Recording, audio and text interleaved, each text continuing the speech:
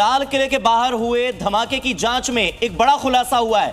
पता ये चला है कि आतंकियों ने एसीटोन, पिसी हुई चीनी और यूरिया से सब कुछ मिलाकर घातक टीएटीपी आधारित आईडी तैयार किया था। तो खुफिया सूत्र ऐसा बता रहे हैं कि बरामद केमिकल्स और इक्विपमेंट जो मिले हैं सीधे उमर मोहम्मद से जुड़े हुए हैं, जो इस मॉड्यूल का टेक्निकल मास्टरमाइंड बताया जा रहा है। उमर ही वो शख्स जो बम बना रहा था, साथ साथ अपने मॉड्यूल को ये ऑर्डर भी दे रहा था, ऐसा सूत्रों के हवाले से जानकारी।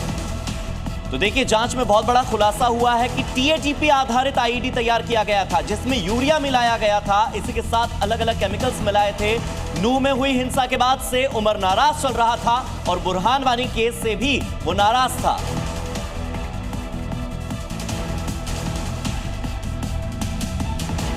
चलिए आगे आपको ये भी बताते हैं कि उमर आखिर क्या क्या कहता था अपने मॉड्यूल के तमाम साथियों से। कहता था कि देश का माहौल खराब हो गया है। बिल्कुल, और इसी के साथ उसका यह कहना था कि समाज बटा हुआ है। समाज से उमर का मतलब क्या था, इसको डिकोड करना भी बहुत जरूरी है। कहता था नरसंहार जैसे हालात बन सकते हैं, इसलिए तैयार रहना जरूरी है। ये धर्म का काम है, कोई सवाल सही नहीं है। तो आपको बता दें कि वो नूह हिंसा से भी नाराज था। अपने साथियों को ये तमाम बातें वो उमर बताया करता था।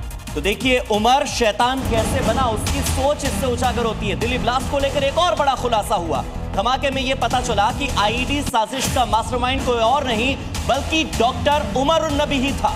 तो आपको बता दें कि नूह हिंसा से नाराज बताया जा रहा है, आईडी साजिश का मास्टरमाइंड बताया जा रहा है उमर को, और उससे जुड़े जो भी उसके साथी हैं उनसे भी अब पूछताछ की जाएगी। आपको बता दें कुछ केमिकल्स बरामद किए हैं जो कि उमर से ही जुड़े हुए मिले हैं। पता चला है कि नूह से भी कुछ केमिकल्स इसने खरीदे थे।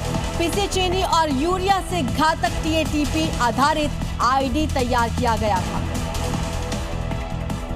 तो देखिए, उमर साजिश का मास्टरमाइंड था, इसका खुलासा हुआ है। 9 भाषाओं का जानकार था। उमर को हिंदी आती थी, उर्दू आती थी, अंग्रेजी भी आती थी और अरबी भी बोलना जानता था। साथ ही उसको फारसी, चीनी और फ्रेंच समेत 9 भाषाओं का ज्ञान था। वो माहिर था इन तमाम भाषाओं में।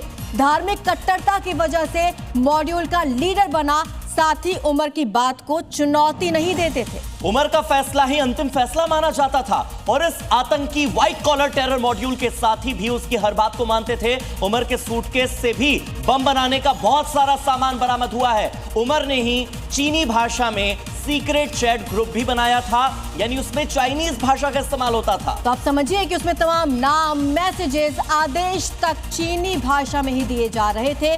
9 भाषाओं का ज्ञान रखता था ये उमर, और इसी का इसने फायदा उठाकर तमाम साथियों को अपने साथ जोड़ा था।